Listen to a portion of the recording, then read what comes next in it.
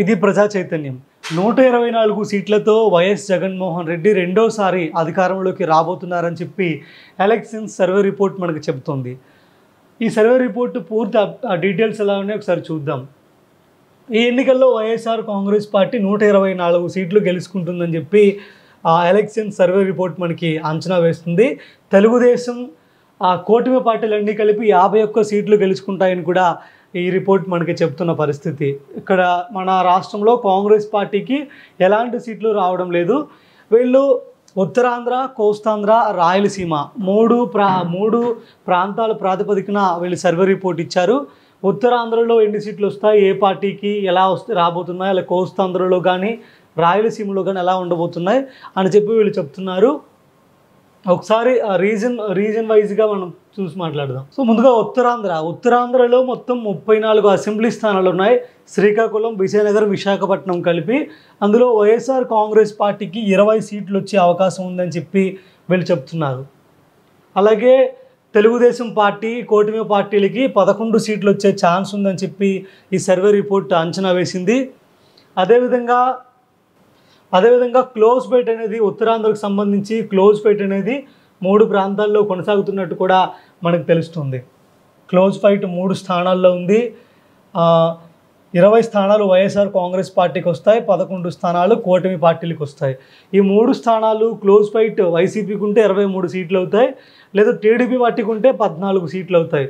So మొత్తానికి ఇక్కడ YSR Congress party ఉత్తరాంధ్రలో మెజారిటీ సీట్లు సంపాదిస్తుందని చెప్పి వీళ్ళు చెప్తున్నారు. తరువాత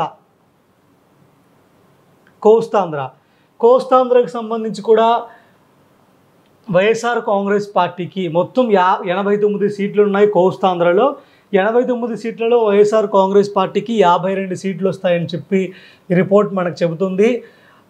టీడీపీ పార్టీలకి, కూటమి పార్టీలకి 27 సీట్లు రాబోతున్నాయని చెప్పి ఈ రిపోర్ట్ మనకు చెబుతుంది. అలాగే క్లోజ్ ఫైట్ అనేది 10 స్థానాల్లో ఉంటుంది. ఈ 10 స్థానాలు వైఎస్ఆర్ కాంగ్రెస్ పార్టీకి ఒకవేళ ఖాతాలోకి వెళ్తే 62 సీట్లు వస్తాయి, టీడీపీకి అయితే 37 సీట్లు వస్తాయి. సో ఇక్కడ కూడా ఒకవేళ 5 సీట్లు వైఎస్ఆర్ కాంగ్రెస్ పార్టీకి వస్తే 57 అవుతాయి, ఇక్కడైతే 32 స్థానాలకు ఉంటుంది. సో మొత్తానికి కోస్తాంధ్రలో కూడా వైఎస్ఆర్ కాంగ్రెస్ పార్టీకి మెజారిటీ సీట్లు వస్తాయని చెప్పి ఈ రిపోర్ట్ మనకు చెబుతుంది. రాయలసీమ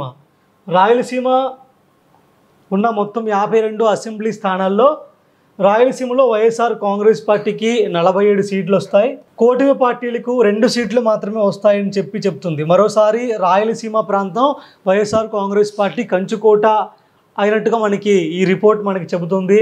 వైఎస్ఆర్ కాంగ్రెస్ పార్టీకి 47 స్థానాలు వస్తే తెలుగుదేశం పార్టీకి 2 స్థానాలు వస్తాయని చెప్పి ఈ రిపోర్ట్ మనకి చెబుతుంది. 3 స్థానాల్లో మాత్రం క్లోజ్ ఫైట్ ఉంటుందని చెప్పి ఈ రిపోర్ట్ చెబుతుంది. ఈ 3 స్థానాలు వైసీపీకి కానీ ఇచ్చినట్లయితే 50 స్థానాల్లో వైసీపీ, లేదు టీడీపీకి ఒకవేళ గెలుచుకునే ఛాన్స్ ఉంటే 5 స్థానాలకి మాత్రమే పరిమితం అవుతుంది. ఓవరాల్గా 52 స్థానాలు ఉన్నట్లయితే 52లో 47 స్థానాల నుంచి 50 స్థానాల దాకా వైఎస్ఆర్ కాంగ్రెస్ పార్టీ రాయలసీమ ప్రాంతంలో గెలుచుకోబోతున్నట్టు ఈ రిపోర్ట్ మనకు చెబుతుంది.